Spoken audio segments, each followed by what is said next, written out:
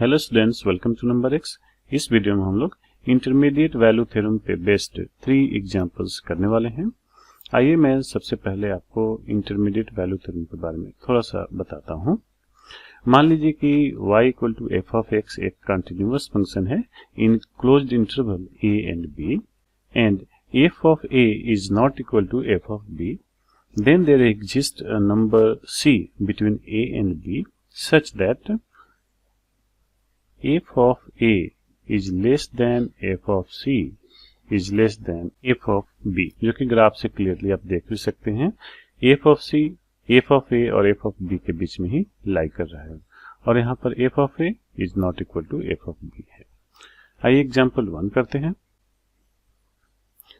Question है, so that function f of x equals x minus a whole squared times x minus b whole squared plus x takes the value a plus b by 2 for some x in the closed interval a and b। इस question में हम पहले check कर लेते हैं कि intermediate value theorem apply कर सकते हैं कि नहीं। f ऑफ a की वैल्यू आसानी से आप कैलकुलेट कर सकते हैं। यहाँ पर पुट कीजिए a minus a whole square times a minus b whole square plus a। ये टर्म 0 हो जाएगा, इसलिए f ऑफ a की वैल्यू a हो जाएगी। सिमिलरली f ऑफ b आप कैलकुलेट कर सकते हैं। यह आ जाएगा b minus a whole square times b minus b whole square plus b। यहाँ पर ये वाला टर्म 0 हो रहा है, इसलिए आ जाएगा b। क्लियरली यहाँ पे f of a is not equal to f of b है।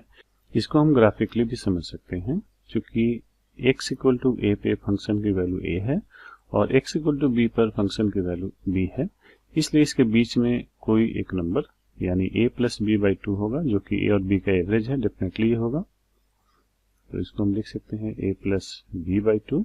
ये वैल्यू लेगा ही लेगा, क्योंकि a और b के बीच की वैल्यू ये फंक्शन जरूर अटेन करेगा बाई IVT। इसको आप लिख सकते हैं a प्लस बी बाई 2।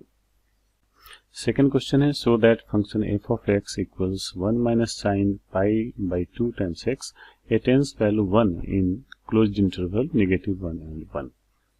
सबसे पहले हम चेक कर लेते हैं कि इसमें हम IVT यूज कर सकते हैं कि नहीं। चूंकि ये फंक्शन दो फंक्शन का डिफरेंस है, एक कांस्टेंट फंक्शन 1 है, दूसरा है साइन पाई बाई 2x।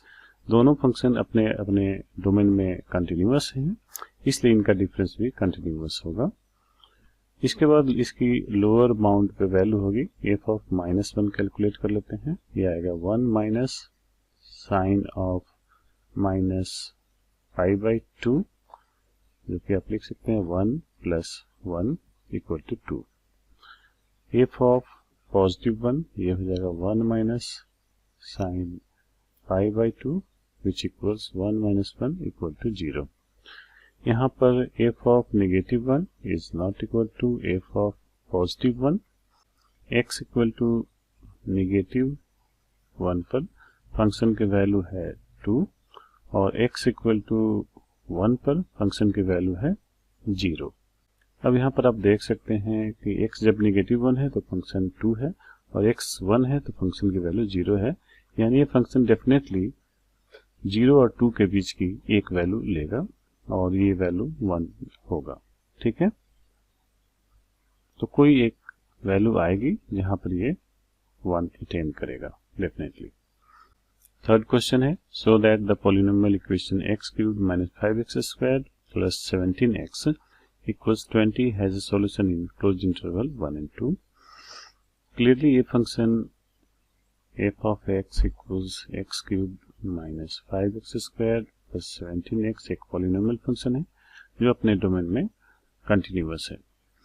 यहाँ पर लोअर बाउंड है 1, इसलिए मैं कैलकुलेट कर रहा हूँ f of 1 equals 1 cube minus 5 plus 17 which equals 12 and f of 2 equals 8 minus 5 4 जा 20 प्लस 34 which equals 22।